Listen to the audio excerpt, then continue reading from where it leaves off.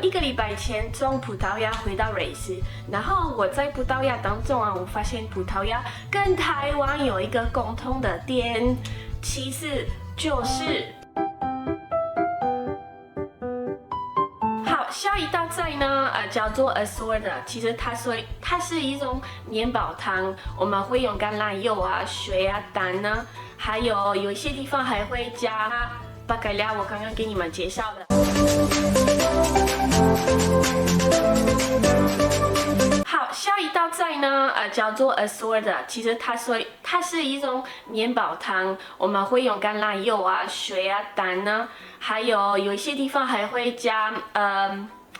还会加巴嘎料，我刚刚给你们介绍的，然后有一些地方还会加海鲜。那虽然这道菜看起来很简单，但是其实它是很有意义，也很有历史的食物，因为它是在葡萄牙，也是一个非常当地，也非常有历史的一道菜。那其实创造这道菜的人呢，蛮有贴心，因为他就是想要用很简单的材料，大家在家里会有的东西，然后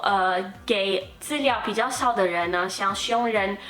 还是可以用简单的材料做好吃的菜，让他们还是可以享受吃饭。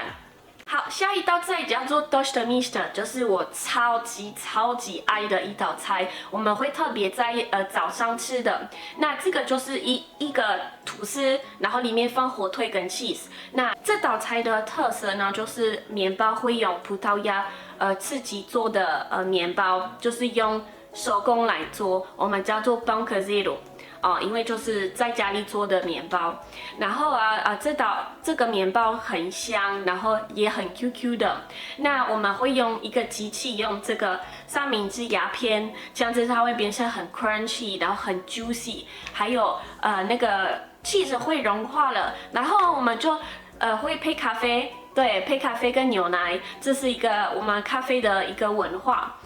我小时候我记得我非常喜欢吃这个 dosta mista， 还有加咖啡跟牛奶，但是现在我不喜欢咖啡。好，下一道菜哦。好，下一个叫做 cozida portuguesa。那这个它就是葡萄牙真的非常当地的一道菜，那比较多是葡萄牙人在家里会煮的一道菜，也可以在餐厅找到，但是比较多是在特别当地葡萄牙的家，大家都会有自己的做法，所以其实你去到不一样的葡萄牙的家，他们的做法会不一样，然后他们的味道也会不一样，但是呢特别就是里面要这个东西啦，第一个就是肉。对，就是他们会放很多不一样的肉。第二个就是熟栗薯，再来这就是 peas， 那另外一个就是面包，对，然后我们就会这样子吃。那这道菜也是一种跟家人聚在一起的时候我们会来吃。那比方说这些照片呢，是我们去到我们亲戚的家，然后他们就是煮了一大锅这样子的 cozida portuguesa， 然后就是大家一起吃，就是快乐这样子。好，最后一个就是我要跟你们介绍一个葡萄牙特别 Algarve 的一个甜点，它是用蛋来做。然后他会在咖啡厅买的一个小甜点，所以我们就去那边，然后买这个甜点配一点点咖啡所以如果你们去到那边，也可以试试看哦。